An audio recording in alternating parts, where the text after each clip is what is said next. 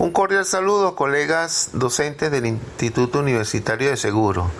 Continuando con los tutoriales o paso a paso para el uso de las herramientas del aula virtual, en esta oportunidad quiero colocarle a su disposición los pasos necesarios para la creación de los cuestionarios o exámenes en cada uno de los cursos por ustedes administrados.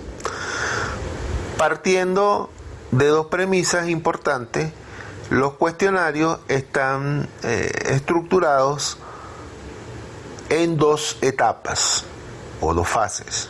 En la primera parte o la primera etapa o fase se configura la estructura del formulario con sus características, periodo de tiempo en que va a estar habilitado, a las restricciones que queramos colocarle, el número de intentos que se le va a permitir a los estudiantes, en fin, todo lo que es el backbone o esqueleto del cuestionario es lo primero que debemos realizar. Posteriormente que ya tenemos esa estructura creada, la siguiente etapa es la creación de las preguntas como tales. Entonces estaremos explicando cada uno de los tipos de preguntas a los que podemos acceder en el aula virtual y la manera de utilizarlos para que sean más efectivos nuestros cuestionarios.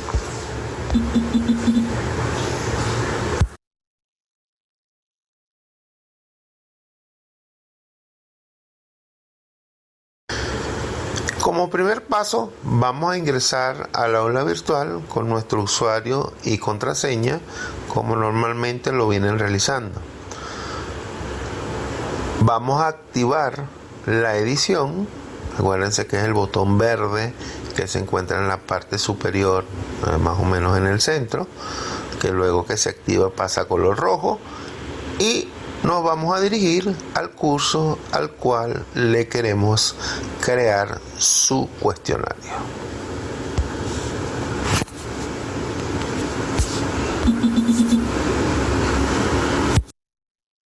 Una vez ingresado, vamos a el botón verde, le damos un clic para activar la edición. El botón se nos coloca ahora en rojo y ya estamos con la herramienta disponible para poder hacerle cualquier modificación o agregar cualquier contenido. Una vez que estamos ubicados en nuestro curso, nos vamos a dirigir a la sección, tema o actividad a la que le querramos agregar el cuestionario y vamos a ubicar el enlace que señala añadir una actividad o recurso.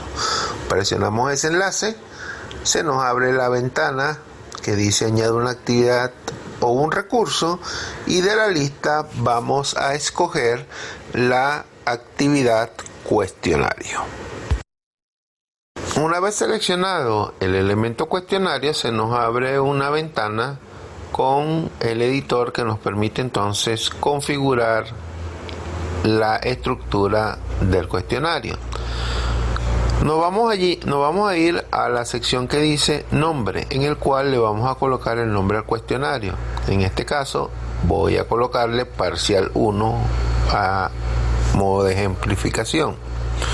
Luego vamos a tener nuestro editor, que ya es común en todos los tipos de elementos que hemos manejado, el cual voy a colocar la información referente al examen. Aquí voy a poner toda la información que el estudiante necesita conocer para la realización del examen. Fecha en que el examen va a estar disponible, hasta cuándo va a estar disponible, cuál va a ser la duración del mismo, si va a tener más de un intento para realizarlo, si existen pausas entre los intentos, si tiene penalización en caso de que cambie las respuestas en las preguntas, o sea, todas las reglas relativas a la realización del examen, adicional a cualquier otra información que le querramos dar al estudiante, la colocamos en este cuadro de texto. Debemos asegurarnos que esa descripción que estamos agregando aparezca en la página del curso. Para ello vamos a tildar la opción mostrar la descripción en la página del curso, no olvidarse de ese detalle para que pueda el estudiante ver desde la página del curso el examen configurado y las condiciones en las cuales lo presentará.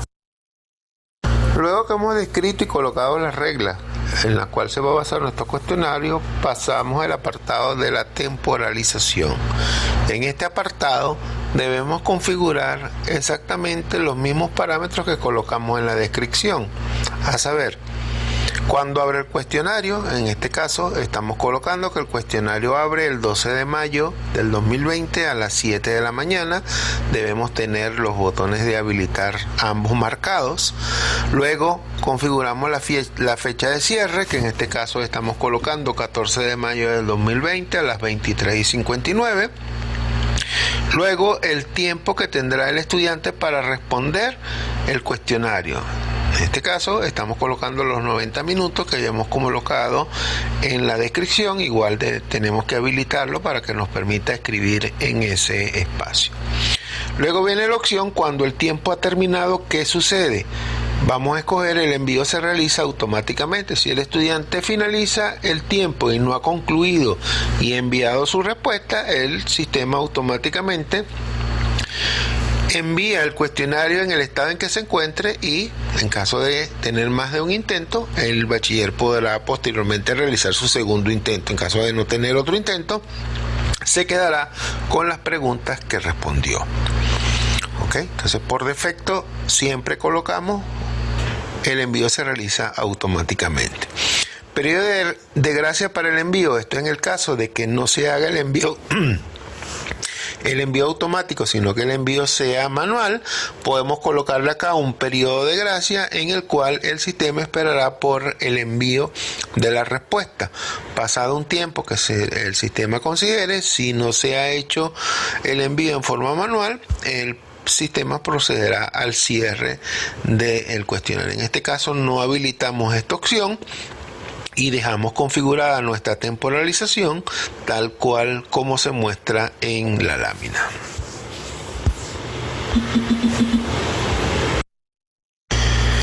Luego pasamos al ítem correspondiente a la calificación.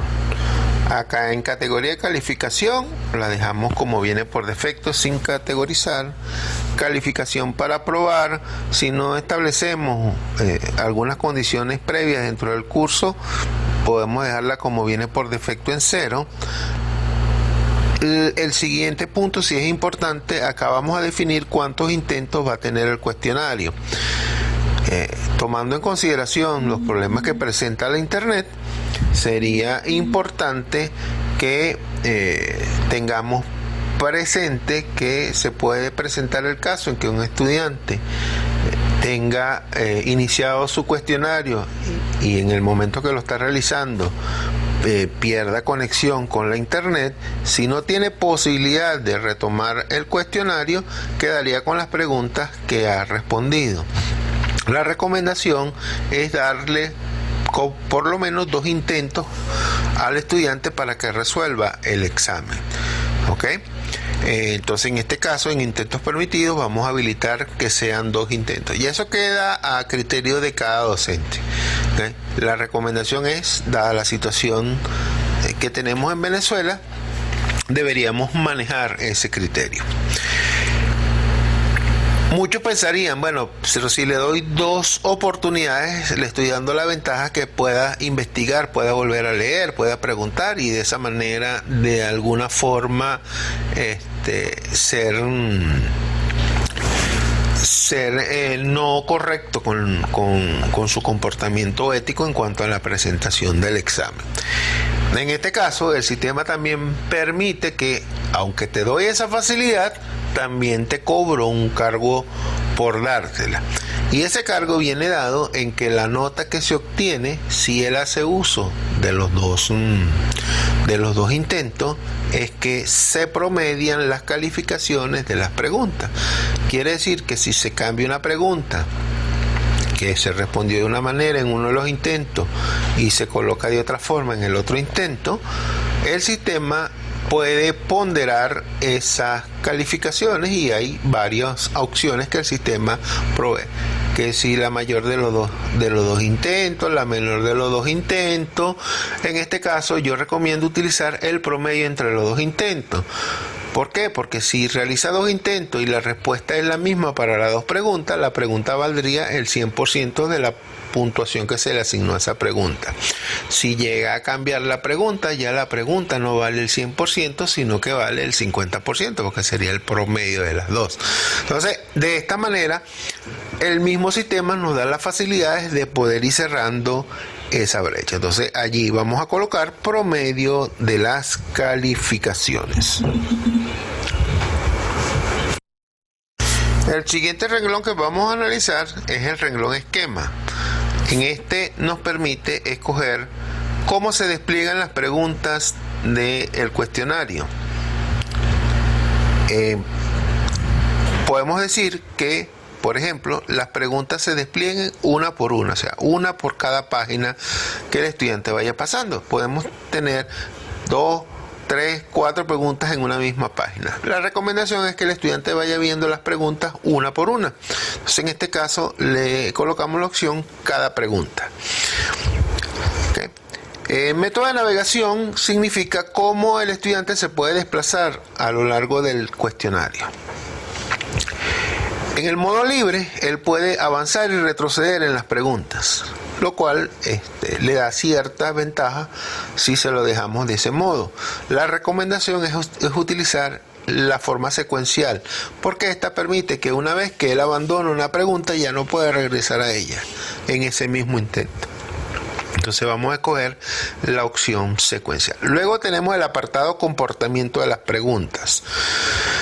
Entonces acá vamos en la primera opción, que es ordenar al azar las respuestas, vamos a escoger sí. Entonces en aquellas preguntas donde tengamos múltiples respuestas, el sistema automáticamente las va a presentar de manera aleatoria. Quiere decir que 2 estudiantes no tendrán el mismo despliegue de la respuesta en su evaluación. Eso minimiza el hecho de que a través de una llamada telefónica, un mensaje de texto, preguntarle, mira, ¿qué colocaste tú en la primera pregunta? La primera respuesta, la segunda respuesta. Ya que no coinciden, de esa manera se van cerrando las brechas que tengan disponibles.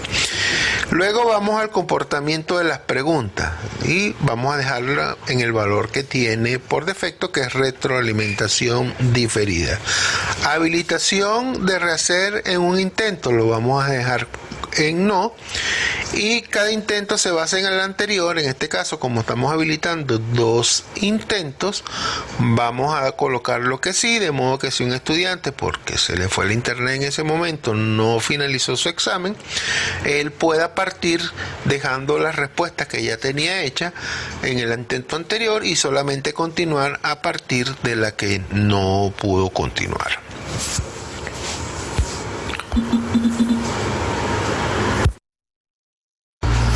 En el apartado opciones de revisión vamos a desmarcar todas las casillas correspondientes a las 3 primeras columnas, las que permitan desmarcarse. Hay algunas que el sistema tiene bloqueado para su desmarcado. Entonces, las que podamos en las 3 primeras columnas las vamos a desmarcar.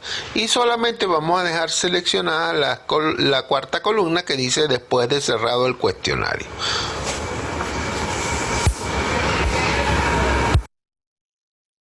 En el apartado apariencia vamos a dejar lo que viene por defecto en mostrar imagen del usuario, lo vamos a dejar sin imagen, decimales en la calificación. En este caso, como estamos trabajando con el promedio de los intentos, tenemos que colocar decimales, porque ya al sacar el promedio hay probabilidades de que existan decimales. Entonces, en este caso podemos escoger que la calificación sea a 2 decimales. En el siguiente, los decimales en las calificaciones de las preguntas, ponemos que los mismos que para las calificaciones. Vemos que las preguntas también serán cada una a 2 decimales. Mostrar bloque durante el intento lo vamos a dejar en no.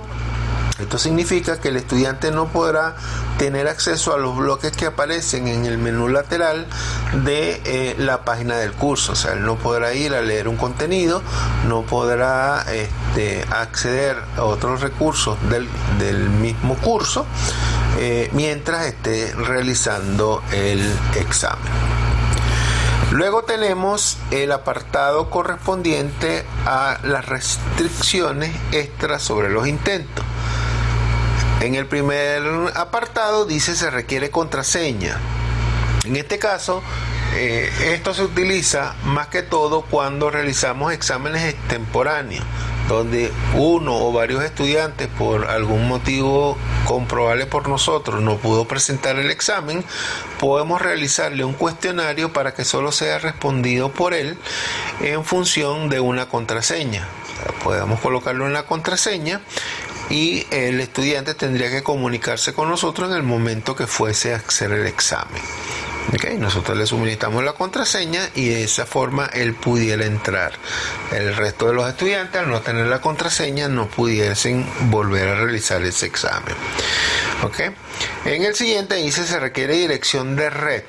En el caso que nosotros tengamos posibilidades de tener a todos los estudiantes en un mismo sitio, en un salón, en una sala de conferencia, dotados con máquinas, y queremos que el examen no pueda ser realizado por nadie que no se encuentre en esa sala, simplemente averiguamos con el administrador del sitio cuál es la dirección IP que tiene asignada hacia la internet ese grupo de computadoras, la colocamos aquí y solamente aquellas computadoras que reporten dicha IP son las que podrán tener acceso al cuestionario. Nadie desde afuera podrá ingresar al cuestionario y realizarlo. ¿Okay? Entonces, en estos casos, tanto la contraseña como la dirección IP la vamos a dejar en blanco.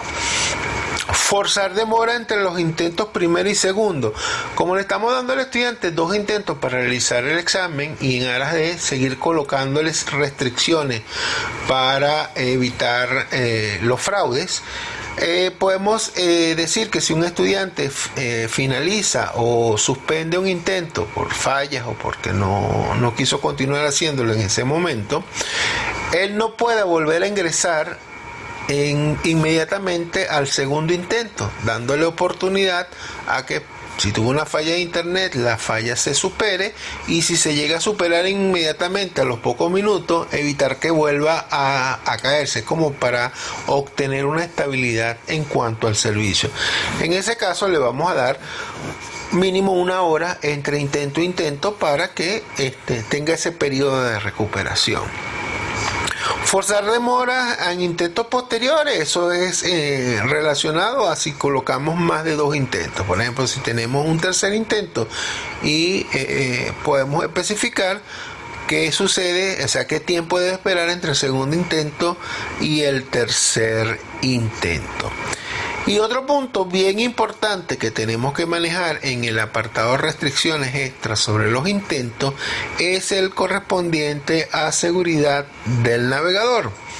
Esto nos va a permitir que si escogemos la opción ventana emergente a pantalla completa con alguna seguridad JavaScript, que el cuestionario se abra en una ventana emergente distinta del navegador y no le permita al estudiante abandonar esa ventana, como por ejemplo para dirigirse al buscador de Google y buscar las respuestas de alguna pregunta o algo que le estemos preguntando en ese momento. ¿Okay? Esto es otra restricción que va cerrando las posibilidades que tiene el estudiante para hacer el fraude en el examen. Recuérdense que el fraude está asociado a la deshonestidad del estudiante y a la facilidad que el docente le dé para que sea deshonesto. Aquellas preguntas bien formuladas que no permitan, por ejemplo, un corte y pega, no tiene manera como el estudiante burlarlo. Pero el sistema nos va dando estas herramientas que nos permiten como ir cerrando esas brechas para que la probabilidad de fraude se vaya reduciendo en cuanto a tiempo y cantidad. ¿Okay? Entonces es importante que en la seguridad del navegador coloquen ventana emergente a pantalla completa con alguna seguridad de JavaScript. El siguiente elemento que nos conseguimos en la configuración de nuestro curso es la retroalimentación global. Esto se utiliza si como docente nosotros queremos darle alguna información adicional al estudiante en la realización del examen, una vez que él finalice el examen, si queremos darle una realimentación.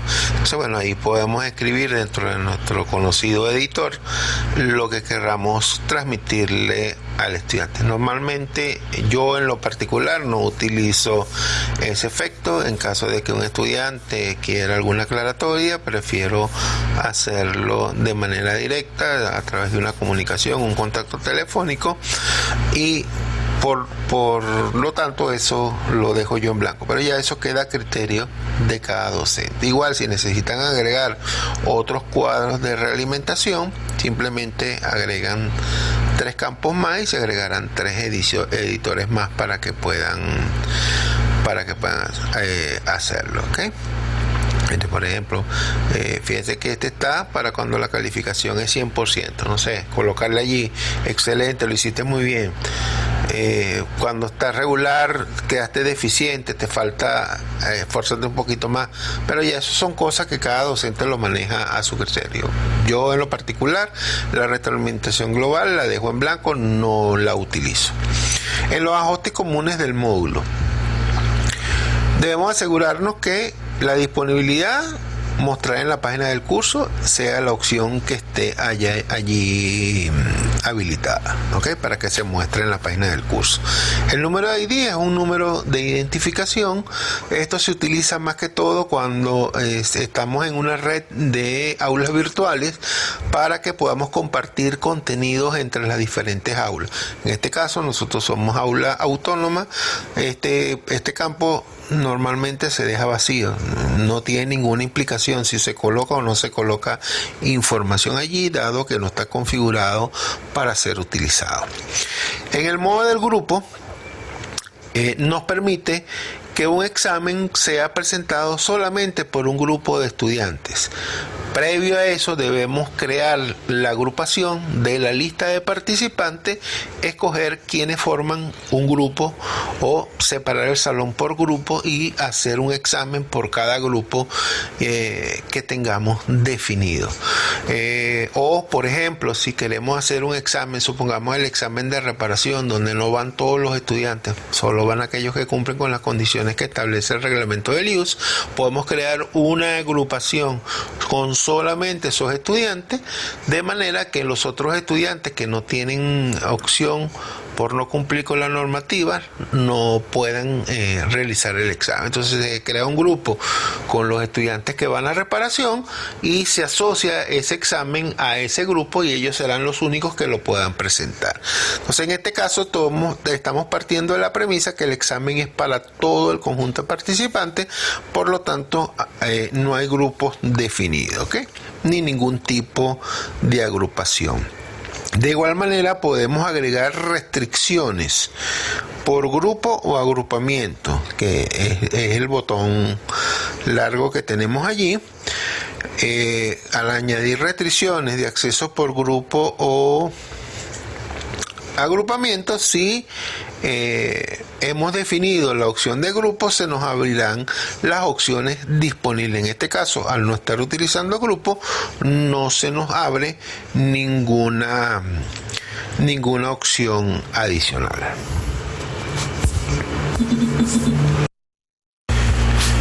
El siguiente renglón, restricciones de acceso, nos permite añadir restricciones a la realización del cuestionario.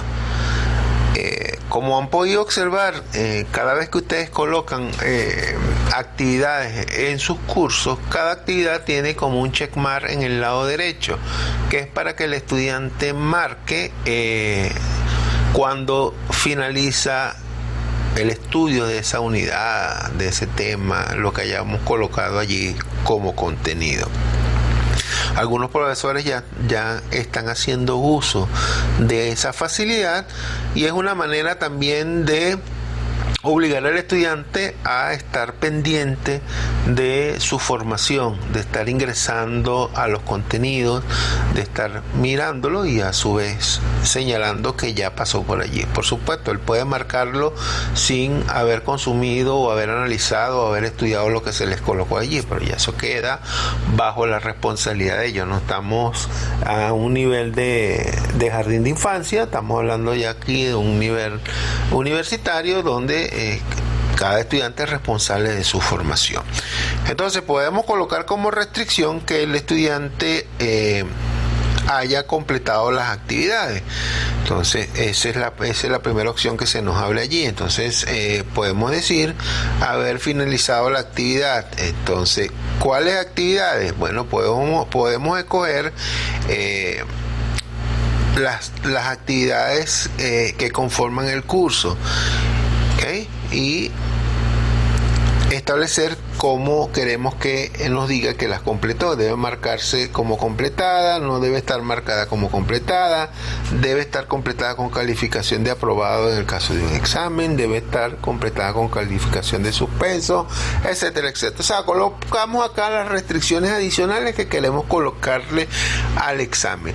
Básicamente la más utilizada es, como le digo, es la restricción de finalización de actividades. Entonces es la que les recomiendo en caso de quererla utilizar, que utilicen. Pero previamente, por supuesto, deben acostumbrar al estudiante, mandándole los mensajes adecuados, de que deben marcar las actividades una vez que las finalicen de estudiar, para que puedan realizar. De todas maneras, si no ha finalizado una actividad y trata de hacer el examen mismo le va a indicar que no ha finalizado una actividad, tendrá que regresar a estudiarla, marcarla como finalizada y entonces sí podrá presentar el examen. ¿Okay? Eso es útil para forzar al estudiante a estar pendiente de sus contenidos. Entonces, se las dejo para que la tomen en consideración. Luego, en finalización de actividades, acá también podemos, pero en finalización de actividad podemos establecer cómo finalizará el examen el estudiante. Entonces, en el rastreo de finalización podemos escoger, el estudiante puede marcar manualmente la actividad como completada. Estamos diciendo que una vez que él presente el examen, puede marcar que la completó en forma manual, pero también pudiera ser automática y pudiéramos escoger, por ejemplo, mostrar la actividad como completada cuando se cumplen las condiciones. Entonces hay una serie de condiciones que están listadas debajo de esa selección, las cuales nos indican el estudiante debe ver esta actividad para finalizarla, o sea, ya con el hecho de ingresar en el cuestionario, ya una vez que él salga se dará como finalizada, o el estudiante debe recibir una calificación para finalizar la actividad. O sea, si no recibe una calificación no se da por finalizada. Es en el caso que tengamos un examen en que el estudiante no tiene límites de ejecución y hasta que no obtenga una calificación tendrá disponible el examen para ejecutarse. Requiere calificación aprobatoria o todos los intentos disponibles completados. ¿Okay?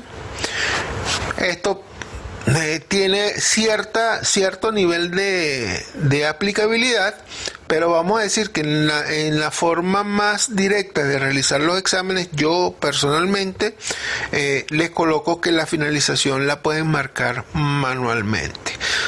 Pueden intentar utilizar las otras opciones, ver cómo le va, cómo se sienten con ella y de esa manera utilizarla cuando lo crean conveniente. En cuanto a se espera finalizar acá se coloca cuando se espera que finalice la marcación de la finalización de la actividad, no la finalización del cuestionario, que la definimos en la temporalización en la parte inicial de la configuración. Los últimos dos puntos, marcas y competencias, por lo general no se utilizan.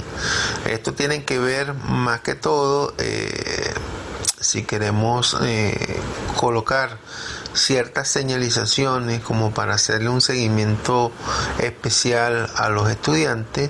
Y en cuanto a las competencias, también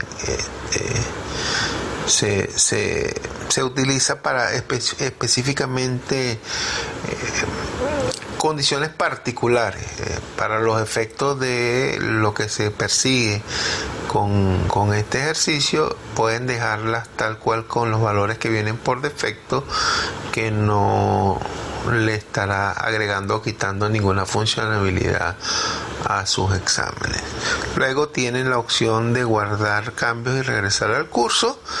Una vez que hemos finalizado, hemos revisado que todo concuerda como hemos planificado el examen, o guardar cambios y mostrar, y nos mostraría cómo nos quedaría el cuestionario una vez realizado.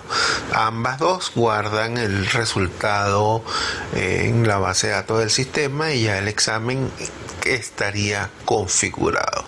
Ya con esto completaríamos la primera parte de lo que constituye la creación de un examen, que es la configuración del mismo. A continuación vamos a mostrarle la manera como crear las preguntas para la formación de ese contenido de preguntas dentro del examen.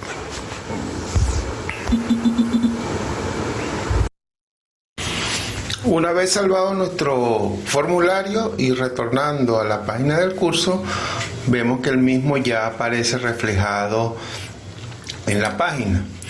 Les estoy señalando el recuadro para el seguimiento manual, donde los estudiantes, ese recuadro aparece en todas las actividades o elementos que coloquemos en la página.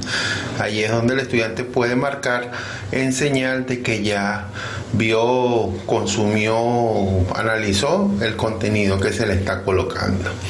En caso que requieran hacerle alguna modificación al formulario, van al botón editar, se les despliega la ventana y escogen editar ajuste, y los lleva nuevamente a la página de configuración del curso. Como esta primera parte que tiene que ver con la configuración del esquema del cuestionario, a continuación les estaré haciendo la demostración de qué forma vamos a generar las preguntas que vamos a colocar en nuestro cuestionario.